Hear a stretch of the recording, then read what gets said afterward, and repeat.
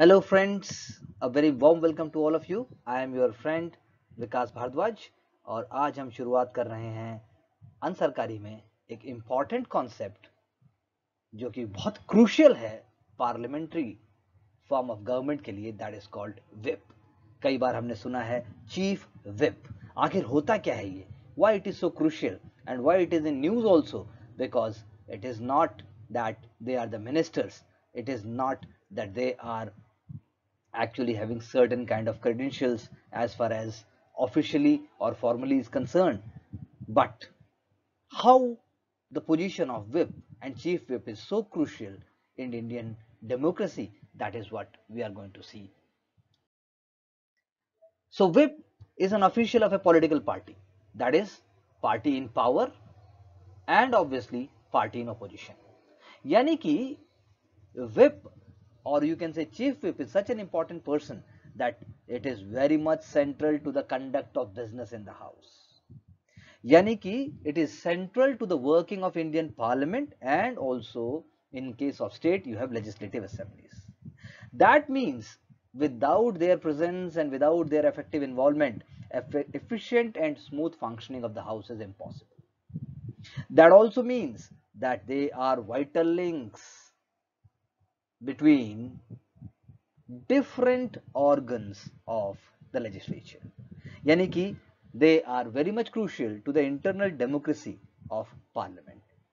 Chief whip or whip also ensure that discipline and behavior is there on the floor of the house. तो नाम से तो लगता है कि उनके हाथ में चाबुक है. That is how the word have been also derived, when whipping, or you can say to keep the flocks together. That is how it started. The concept is central to the British Parliament, or you can say British institutions. But if we talk about ancient India, then in ancient India also we had a term called Ganapuraka. Ganapuraka, Ganapuraka, that is part of the Buddhist tradition where such office or personality was created. So you can say that the goal of the chief whip or the whip is to secure attendance of the member in the house for certain business purposes, and not only that, they are the responsible person who will be providing relevant information to the members. That means they are responsible for the orderly functioning of the house.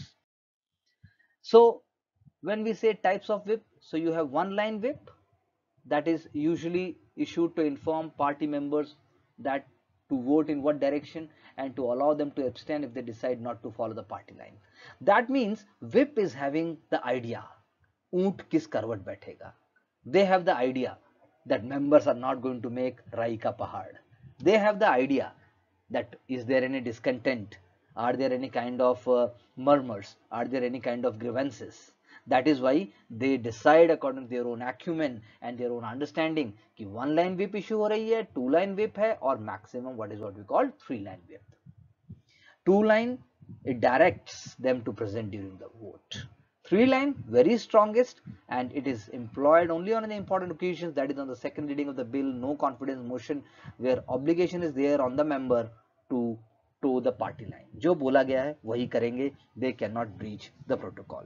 So you can say that whether it is about advising about the conduct of the business, whether it is about information in the house, whether it is about that government, what government has planned for the season, it must be taken up, whether it is the planning between the government and the opposition parties, that when the session must take place, when the parliament will be at recess, when there will be holidays and what not. Everywhere the key role is of the whip. But there are certain limitations in case of Indian system. When we say that the presidential elections, whip cannot direct a member of parliament or an MLA to vote in a particular fashion. Otherwise, as I just said, that there are limitations imposed by the whip. Because in case you are not following the direction of the whip, then there is a penalty for defying a whip, which varies from country to country. For example, in UK, MPs will lose their membership of the party, but then they will keep their seats as an independent. But in India, if you are going to rebel against a three-line whip, lawmakers will be losing their membership under the anti-defection law, that is 52nd Amendment Act.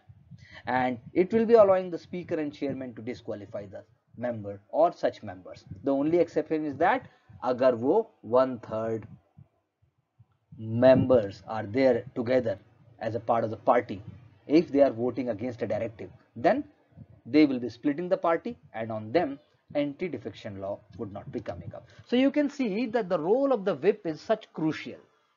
They are like cleaners. Without them, if I say a quote, they are like sewerage cleaners of the city. They are like running on a horse, having hunter in their hands, but only to move away flies and not to use it.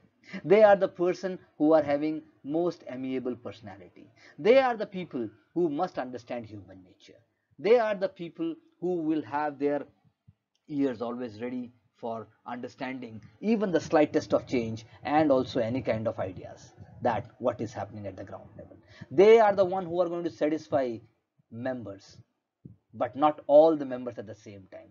They will be ready when to be strict. They will be ready when to be cajoling other people. So you understand that the whip is such an institution and position where mostly they are criticized, mostly they will be doubted upon, because they will get more grievances than gratitude. They will be getting more brickbats than bouquet. They will be getting more complaints rather than compliments. So you have to understand that chief whip is having a key role in shaping the order of the house or institution, because they are the one who will be having the list, who is going to speak what time is allotted to what member, and that is how they are going to submit it to the speaker, or you can say leader of the house in case of government business. So whether it is the government or whether it is the opposition party, they are the main person as far as conduct of business is concerned. They are like catching the eye. They are like the one who knows how each flower is having what kind of fragrance. They are the one who will decide what is going to happen, what as far as internal democracy of institution is concerned. So you can say that they are there so that they are able to canalize grievances of the members rather than stuffing it. They are a facilitator. Only in extreme cases you can say, as we see in Indian politics time and again, that the whip is issued, and in case of defiance they are going to have other kind of consequences for the members who are not following the party line. So you can say whip is a wrong word in that sense. Do you agree with me that rather than whip, it is actually a true friend? It is actually a kind of a facilitator. Whip is a misnomer. Whip is providing misinformation. It is like you want to have certain kind of visit to a museum, and I'm taking away all the labels from the museum. I'm taking away all the information from the museum, and only statues and paintings and other things are there, but they are not having any kind of details over there. So would you be able to visit such a museum? Would you be able to appreciate such condition? Think about it and get back to me by putting up the point. What do you think is the role of the whip in Indian democracy and Indian parliament system? Thank you very much. Keep on liking, sharing and subscribing our channel. Looking forward to your comments. Mind it, there is no shortcut to success. Early you start, early you rise, because patience, clarity and humbleness are the key words which may be taken for granted or may be taken in otherwise, but they are the key elements of success. Thank you very much.